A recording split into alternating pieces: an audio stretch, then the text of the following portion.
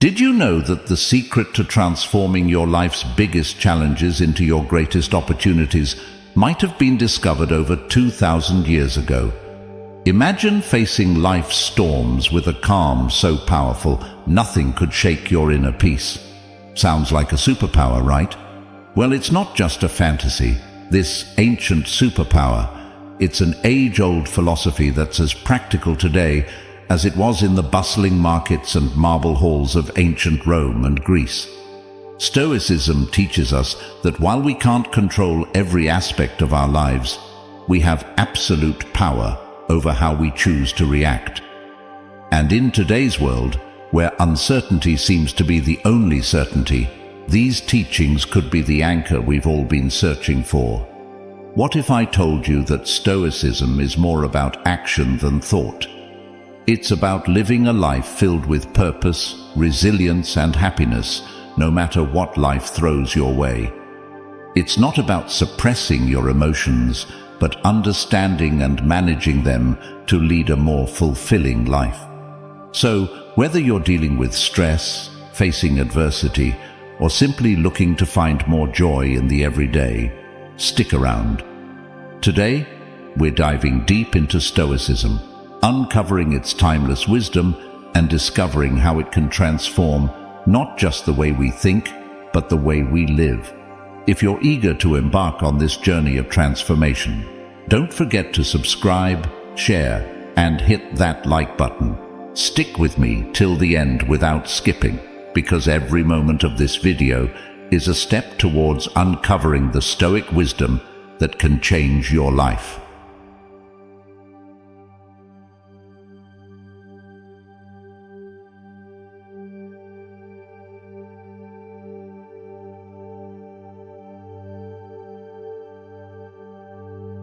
One, focusing on what's in your control. Have you ever found yourself stuck in traffic, fuming over the delay, or scrolling through your phone only to get upset over a negative comment someone left on your post? It happens to the best of us. It's almost like our day-to-day life is filled with these little tests, challenging our mood and our peace of mind at every turn. But here's a game-changing perspective from the world of Stoicism that can turn all that frustration on its head. Stoicism, this incredible philosophy that dates back to ancient Greece and Rome, hands us this powerful tool, focusing on what's in our control. The great Stoic philosopher Epictetus once said, "It's not what happens to you, but how you react to it that matters." Think about that for a second. Traffic, bad weather, negative comments. These are all outside our control. We can't change them, no matter how much we wish we could. What we can change, however, is how we react to them. This idea isn't just ancient wisdom, it's backed by modern psychology too. Carl Jung, a giant in the field of psychology, famously stated, "I am not what happened to me. I am what I choose to become." This aligns perfectly with the Stoic practice. It's about recognizing that the only real power we have is over our own reactions, thoughts, and actions. Let's break it down a bit. Say you're in that traffic jam, late for an important meeting. You can spend that time stewing in anger, honking your horn, and stressing out, which, let's be honest, won't make the cars ahead move any faster. Or you can take a deep breath, accept the situation, and maybe use the time to listen to a podcast, an audiobook, or simply enjoy some music. The traffic hasn't changed, but your response to it has. And with that shift, your stress levels drop, and your day looks a bit brighter. This Stoic principle of focusing on what you can control extends far beyond just dealing with traffic or weather. It applies to our personal goals, our reactions to others, and our approach to obstacles in life. As Marcus Aurelius, another Stoic heavyweight, reminds us, you have power over your mind, not outside events. Realize this, and you will find strength. So next time you find yourself getting worked up over something outside your control, remember these wise words from our Stoic friends. Ask yourself, is this within my control? If it's not, let it go. Focus on your reaction, your mindset, and your actions. This simple shift can have a profound impact on your stress levels and overall happiness. It's not always easy, but it's worth practicing every day. Remember, it's about progress, not perfection. And as we learn to focus more on what's in our control, we'll find ourselves not just surviving life's challenges, but thriving in spite of them. 2. Embracing obstacles as opportunities. Stoicism teaches us the art of embracing obstacles as opportunities. It sounds counterintuitive, right? Most of us are programmed to view obstacles as just that, barriers to our success and happiness. But Stoics like Marcus Aurelius, Seneca, and Epictetus flip this narrative on its head. They tell us, when life throws you a curveball, instead of asking, "Why me?" ask, "What can I learn?" This is a game changer. Marcus Aurelius, the Roman emperor and a Stoic philosopher, penned in his personal writings, "The impediment to action advances action. What stands in the way becomes the way." What he means here is that every obstacle, no matter how daunting, not only tests our resilience, but also teaches us valuable lessons. It's about finding the silver lining in tough situations and using it to fuel our growth. This perspective isn't just ancient philosophy, it's backed by modern thinkers too. The famous psychologist Carl Jung said, "What you resist persists." By fighting against obstacles, we give them more power over us. But by accepting and learning from them, we can overcome them. This Stoic mindset is about transforming challenges into stepping stones towards becoming stronger and wiser. Let's make it practical. Say you're facing rejection from job applications. It's easy to fall into a spiral of self-pity and doubt. But what if you viewed each rejection as feedback? Maybe there's a skill you need to improve or a new strategy for your job search. That shift in perspective can turn a series of rejections into a path for professional development. Another example is personal conflicts. They're uncomfortable and stressful, but they also offer a chance to practice patience, empathy, and communication skills. Every disagreement is an opportunity to understand different viewpoints and to refine our conflict resolution abilities.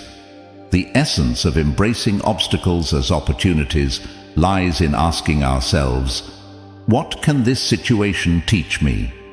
Instead of being passive victims of circumstance, we become active learners and problem solvers. This doesn't mean that facing obstacles becomes easy, but it does mean that we approach them with a mindset geared towards growth and learning. Epictetus once said, "It's not what happens to you, but how you react to it that matters." This is the heart of Stoicism. It's about seeing beyond the immediate pain or frustration of an obstacle and finding the lessons and opportunities it presents. So when you're faced with a challenge, big or small, try to pause and reframe it. Ask yourself what you can learn from the situation and how it can make you stronger and wiser. Remember, obstacles aren't just hurdles to overcome, they're opportunities to grow. By adopting this Stoic mindset, we can navigate life's ups and downs with more grace, resilience, and wisdom. 3. Living in the present moment. It's something we hear about all the time, right? Live in the now. But what does that really mean? And why is it so important?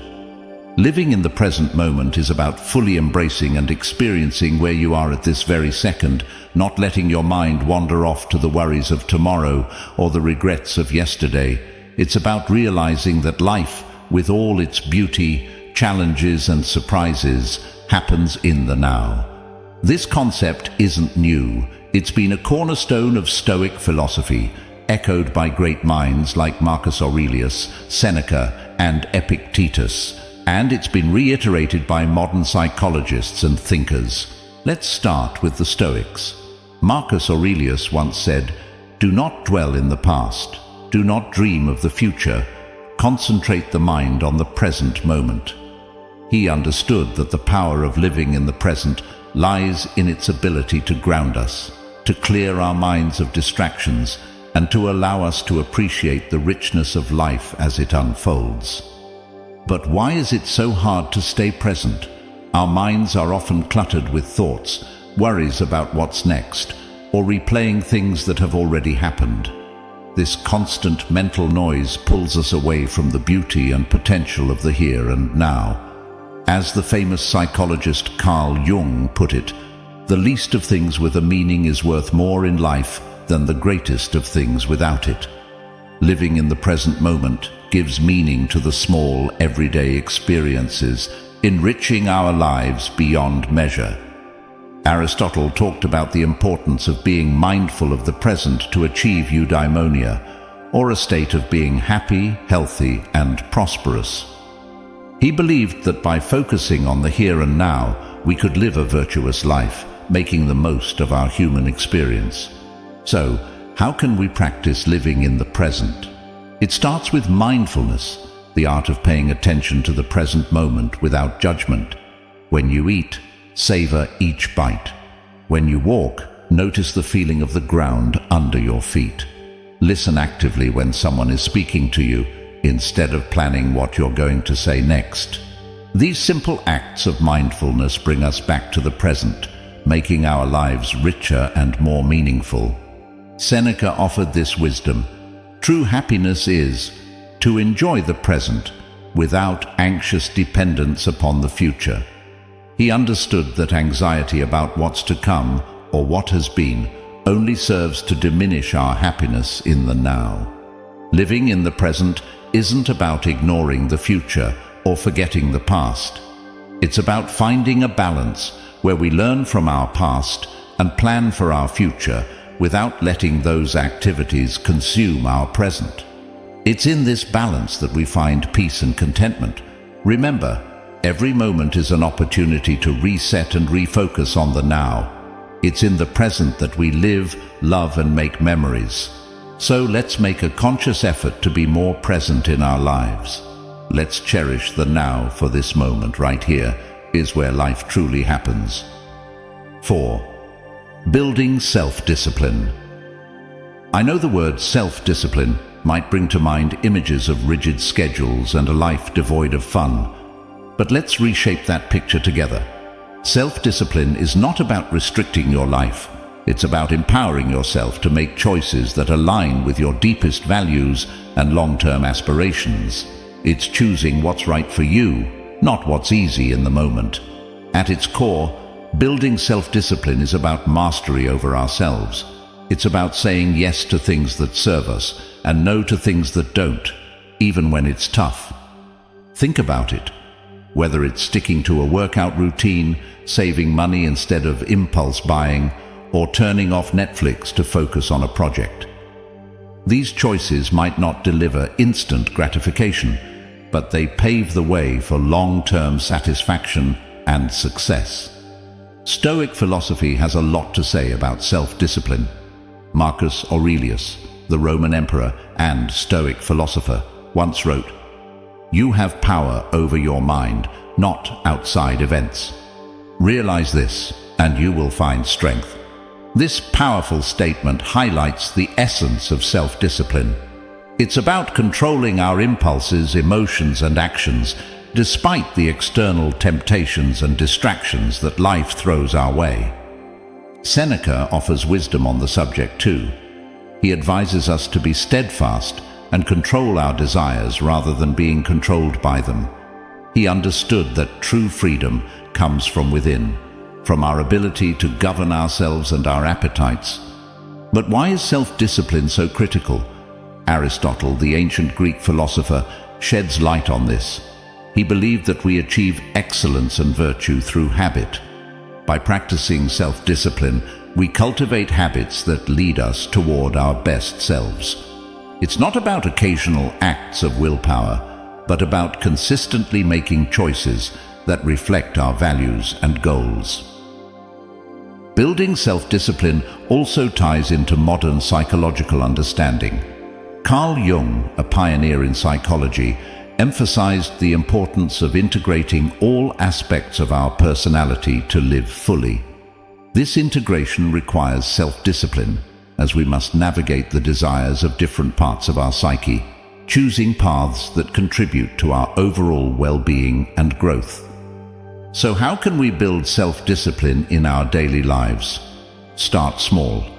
Pick one area you want to improve, whether it's your diet, exercise routine, or spending habits. Set clear, achievable goals and take it one day at a time. Remember, every time you make a choice that aligns with your goals, you're building the muscle of self-discipline. Epictetus reminds us, no great thing is created suddenly. Self-discipline is built through small, consistent actions. It's about progress, not perfection. Every day presents new opportunities to practice self-discipline, to choose actions that move us closer to who we want to be. Building self-discipline is a journey. It's about finding balance between what we want now and what we want most. It's about making choices that might be hard in the moment, but will bring us closer to our goals, happiness, and peace in the long run.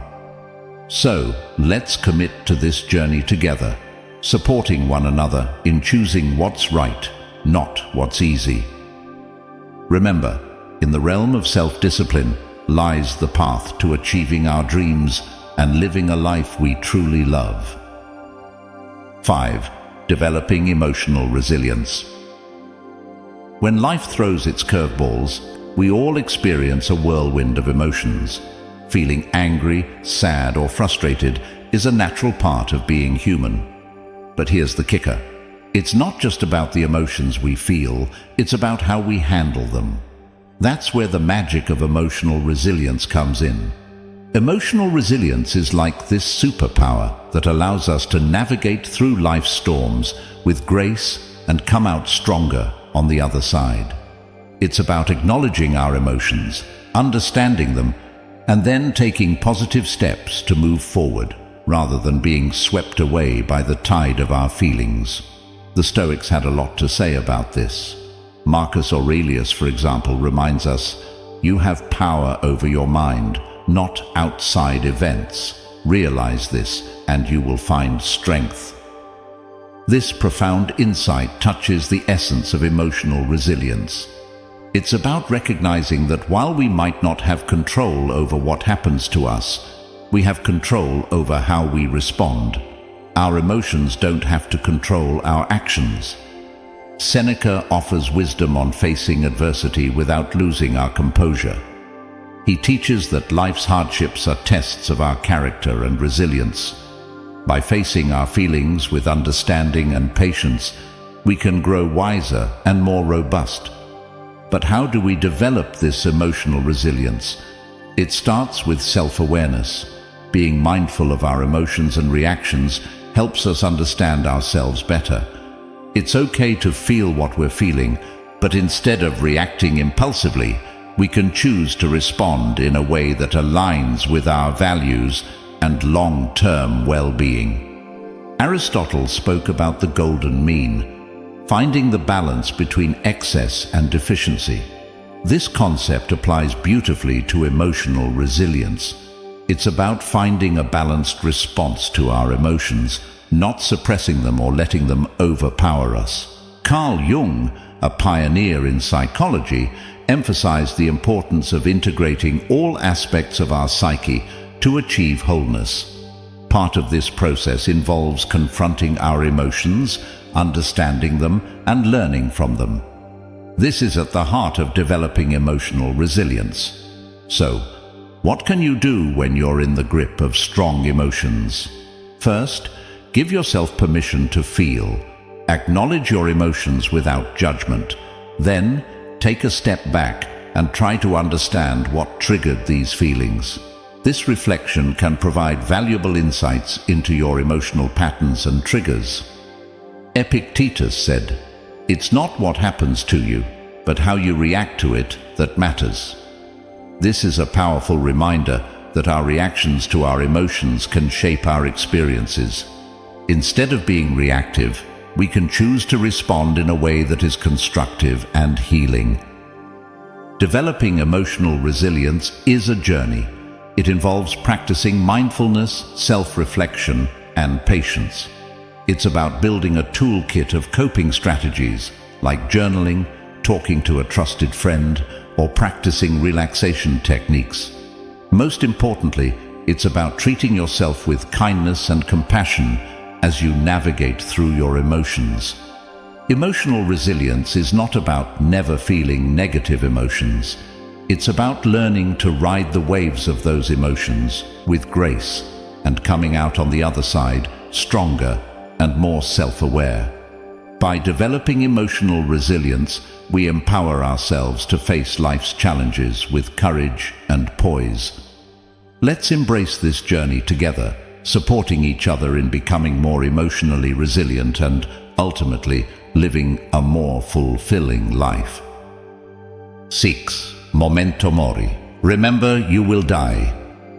The Stoics, including great minds like Marcus Aurelius, Seneca, and Epictetus, used this concept not to create fear, but to inspire a deeper appreciation for every moment. They believed that by keeping the inevitability of death in mind, we would live more fully, consciously, and with gratitude for the present. Marcus Aurelius, in his meditations, often reflected on the transience of life, encouraging us to live in a way that's true to our values and to make the most of the time we're given. You could leave life right now. Let that determine what you do and say and think, he wrote. This isn't about being morose. It's a call to action, a reminder to focus on what truly matters, to let go of petty concerns, and to live with purpose and integrity. Seneca too spoke about the shortness of life, urging us not to waste time on trivialities, but to focus on creating a meaningful existence. He believed that being mindful of death encourages us to live more wisely and to cherish our relationships and experiences. Epictetus emphasized the importance of focusing on the present and making the best use of our time. By remembering that we won't live forever, we're more likely to live ethically and to appreciate the beauty and richness of life. But how can we incorporate memento mori into our own lives without it feeling like a dark cloud over our heads? It starts with shifting our perspective. Instead of seeing the awareness of death as something fearful, we can view it as a powerful motivator to live our lives to the fullest. It's about embracing the present, not postponing our dreams or happiness for some undefined future that's not guaranteed. Think about the things you've been putting off. Maybe it's pursuing a passion, reconnecting with loved ones, or simply taking time to appreciate the small joys of everyday life. Memento mori reminds us not to take our time for granted. It encourages us to live more authentically, to say what we mean, to love openly, and to be present in our lives. This concept also teaches us to appreciate the impermanence of life, which in turn deepens our gratitude for the moments we have. When we remember that our time is limited, we're more likely to cherish our experiences, to live more mindfully, and to express our gratitude for the people and moments that enrich our lives. So let's use memento mori not as a source of fear, but as a catalyst for growth, gratitude, and a deeper appreciation of life. Let it remind us to make choices that align with our deepest values, to cherish our relationships, and to savor the beauty of the present moment. Remembering that we will die one day encourages us to live more fully today. In embracing memento mori, we find a powerful reminder to live not in fear of death, but in celebration of life.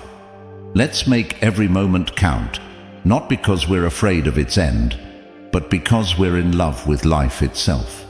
Let's live in a way that, when our time does come, we can look back with no regrets, knowing we lived fully loved deeply, and appreciated the incredible journey that life is. 7. Practicing gratitude. It's fascinating how such a simple concept can have a profound impact on our lives. It's about shifting our focus to what we have rather than dwelling on what we're missing. This practice can be a real game changer, especially on those days that feel like an uphill battle. The Stoics, wise as they were, had a lot to say about gratitude. They believed that happiness doesn't come from having more, but from appreciating what we already have. Marcus Aurelius often wrote about the importance of focusing on the present and finding joy in the simple things. He said, "When you arise in the morning, think of what a precious privilege it is to be alive, to breathe, to think, to enjoy, to love." This is gratitude in its purest form, recognizing the value of life itself and the many gifts it offers us each day. Seneca talked about how our desires can lead us astray, always chasing after more and never finding true satisfaction. He suggested that by focusing on what we have and understanding that the best things in life are already within our grasp, we can find real contentment. Epictetus, known for his practical approach to Stoic philosophy, encouraged his followers to appreciate their current circumstances, whatever they might be. He believed that by accepting and finding value in our present situation, we could live a more fulfilled life. But how do we practice gratitude, especially when life throws curveballs our way? It starts with making it a daily habit. Each morning or evening, take a moment to reflect on 3 things you're grateful for. It could be as simple as a warm cup of coffee, a conversation with a friend, or the beauty of a sunset. This practice helps to rewire our brains to focus on the positive, boosting our mood and overall outlook on life. Gratitude also means embracing the challenges and finding lessons within them. Instead of asking, "Why is this happening to me?" we can ask, "What can I learn from this?" This shift in perspective can help us appreciate our experiences, both good and bad, as valuable steps on our journey. Moreover, practicing gratitude helps us build stronger connections with others. By expressing appreciation for the people in our lives, we not only brighten their day, but also strengthen our relationships. A simple thank you can go a long way in showing someone that they're valued and loved. Aristotle spoke about the importance of recognizing the good in our lives and striving for a virtuous life. He believed that gratitude was a key part of achieving eudaimonia, or true happiness, as it allows us to appreciate the goodness around us and within ourselves. Even modern psychology supports the benefits of gratitude.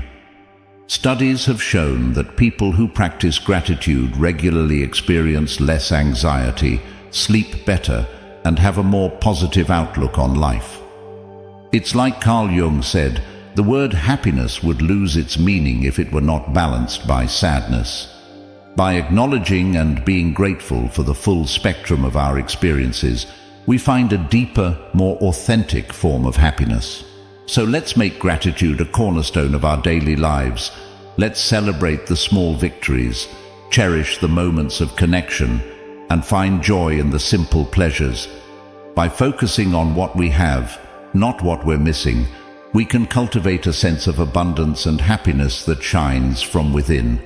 Remember, it's not happiness that brings us gratitude, it's gratitude that brings us happiness.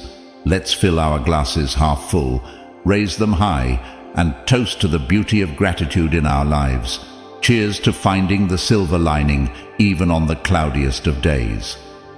8. Focusing on personal excellence. The Stoics had a profound understanding of personal excellence.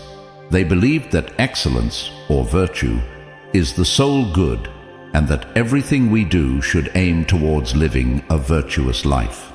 Marcus Aurelius, for instance, is a prime example of someone who strived for personal excellence. He once said, "Waste no more time arguing about what a good man should be. Be one." This simple yet powerful statement encapsulates the essence of personal excellence.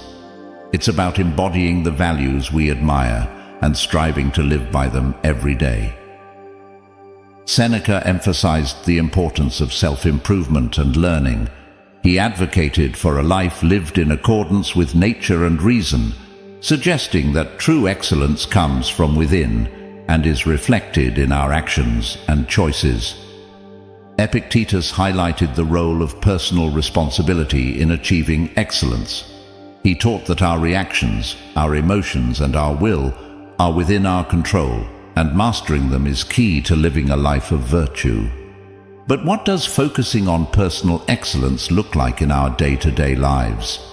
It starts with setting personal standards based on our values and aspirations, not societal expectations or the achievements of others. It's about knowing who we are, understanding our strengths and weaknesses, and taking consistent steps towards improvement. Personal excellence is also about resilience. It's about how we respond to setbacks and failures, not just our successes. Like Aristotle said, excellence is never an accident. It is always the result of high intention, sincere effort, and intelligent execution. It represents the wise choice of many alternatives. Choice, not chance, determines your destiny. This means embracing challenges as opportunities to learn and grow, rather than seeing them as obstacles. Moreover, focusing on personal excellence involves cultivating a growth mindset, a concept championed by modern psychology. It's the belief that our abilities and intelligence can be developed through dedication and hard work. This mindset encourages us to embrace challenges, persist in the face of setbacks, and see effort as a path to mastery. Personal excellence also means living authentically. It's about being true to ourselves and our values, even when it's not easy. It's about making choices that reflect who we are and who we want to be, and taking pride in our journey, including the struggles and the triumphs. Practicing gratitude, as we discussed earlier, ties into personal excellence too. By appreciating what we have and where we are on our journey, we foster a positive outlook that supports our growth and well-being. So, let's commit to focusing on personal excellence. Let's set our own standards, embrace our unique paths, and take pride in our progress. Remember, it's not about being perfect. It's about being proud of who we are and how we live.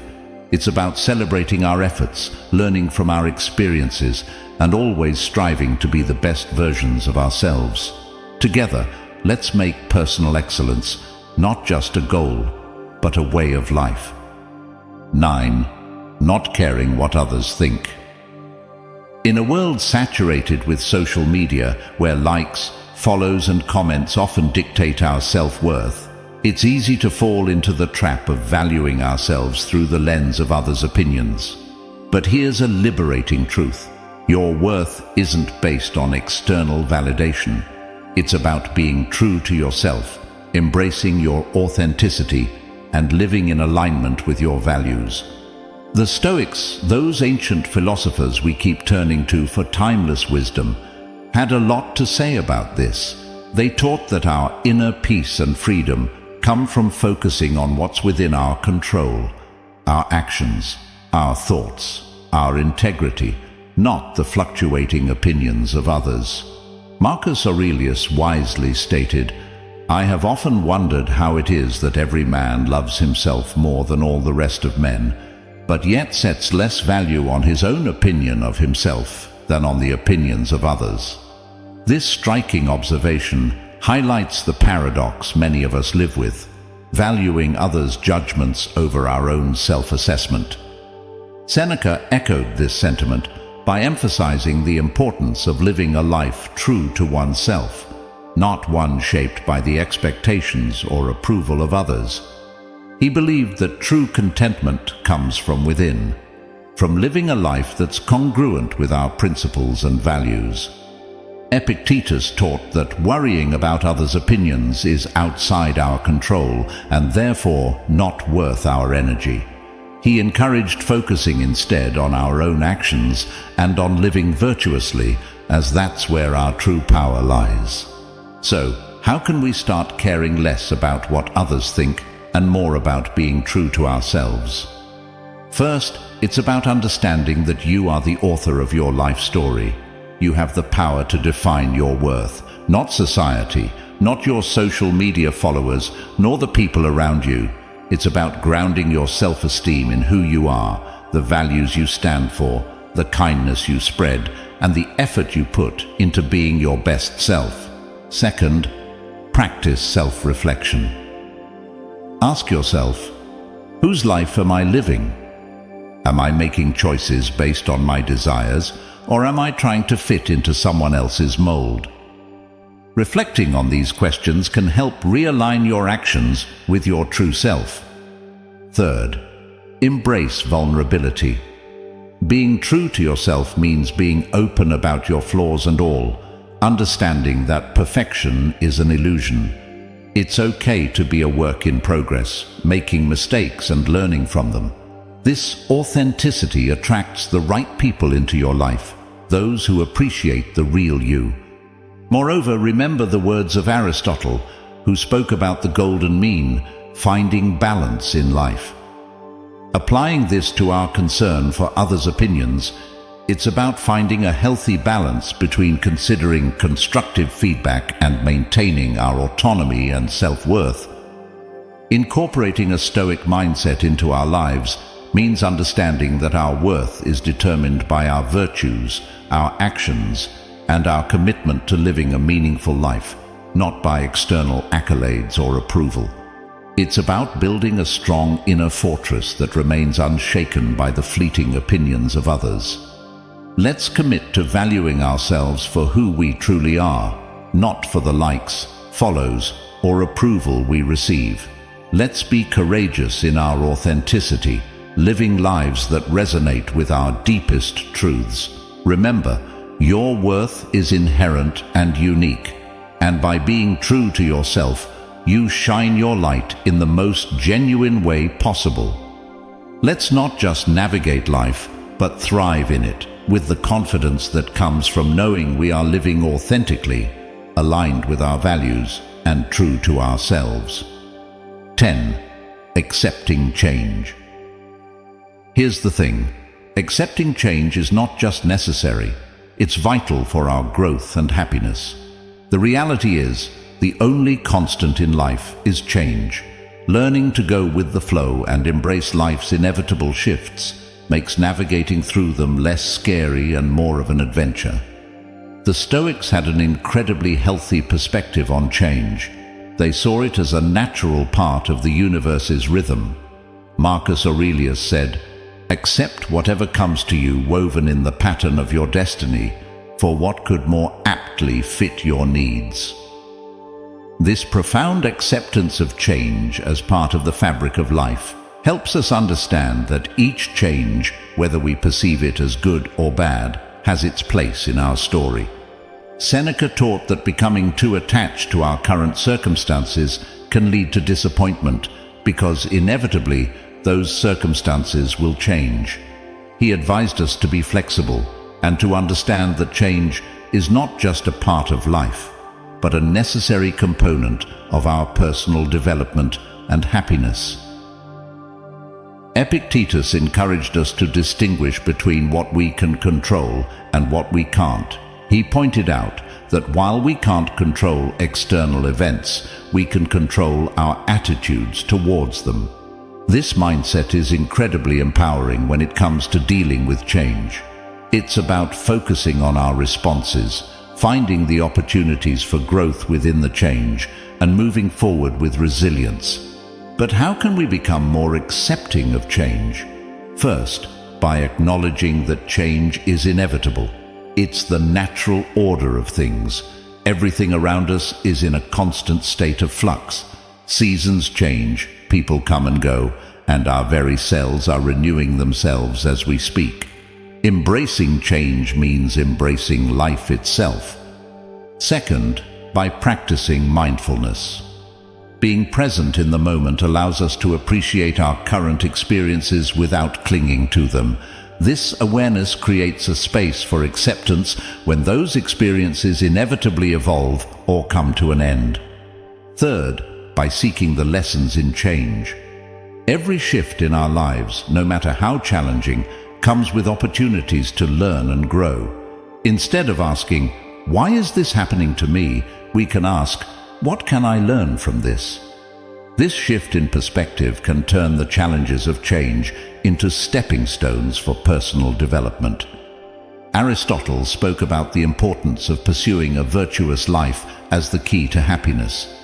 Part of virtue is adaptability, the ability to navigate life's changes with grace and wisdom. It's about finding balance and harmony within the flux of life. Modern psychology supports this Stoic approach to change. Viewing change as an opportunity rather than a threat can significantly reduce our stress and anxiety levels. It can enhance our resilience, making us better equipped to handle whatever life throws our way. Let's remind ourselves that change is not just something to endure, but to welcome as a natural, enriching part of our journey. By accepting change, we open ourselves to new experiences, growth, and the beautiful unfolding of our unique paths in life. Remember, going with the flow isn't about passivity. It's about actively engaging with life in its full, dynamic complexity. Let's navigate the currents of change with courage, grace, and a heart open to the endless possibilities that change brings. 11. Practicing compassion and empathy. Despite our differences, we're all in this together, navigating the complex journey of life. By fostering an understanding and caring attitude towards others, we contribute to making the world a kinder, more loving place. The Stoics, those ancient philosophers who continue to enlighten us with their timeless wisdom, placed great importance on the virtues of compassion and empathy. They believed in the interconnectedness of all humans and taught that kindness and understanding towards others are essential aspects of living a virtuous life. Marcus Aurelius, for instance, reminded us that human beings are social creatures by nature, meant to live in harmony and cooperation with one another. He said, "What brings no benefit to the hive brings none to the bee." This beautifully illustrates the idea that our well-being is intrinsically linked to the well-being of others. Seneca emphasized the importance of treating others with kindness and generosity. He argued that compassion is a natural human instinct, and that by helping others, we also help ourselves. In his writings, Seneca encourages us to extend our empathy even to those who have wronged us, understanding that they too are acting out of their own struggles and limitations. Epictetus taught that we should strive to understand others' perspectives, recognizing that everyone has their reasons for their actions. This doesn't mean condoning harmful behavior, but rather approaching others with a mindset of empathy, seeking to understand their experiences and viewpoints. But how can we practice compassion and empathy in our daily lives? It starts with listening, truly listening to the stories, experiences, and feelings of those around us. It's about putting ourselves in their shoes, imagining their struggles, their joys, their fears, and their hopes. This act of understanding can bridge the gap between us, fostering a sense of connection and shared humanity. Another way to cultivate compassion and empathy is through acts of kindness, no matter how small. A smile, a kind word, a listening ear. These can all make a significant difference in someone's day. By being present and attentive to others, we signal that they matter, that their feelings and experiences are valid and important. Practicing compassion and empathy also means being there for others in times of need, offering support and understanding without judgment. It's about recognizing the value and dignity of every person, regardless of our differences. The ancient philosopher Aristotle spoke about the importance of friendship and the role of empathy in building strong, meaningful relationships.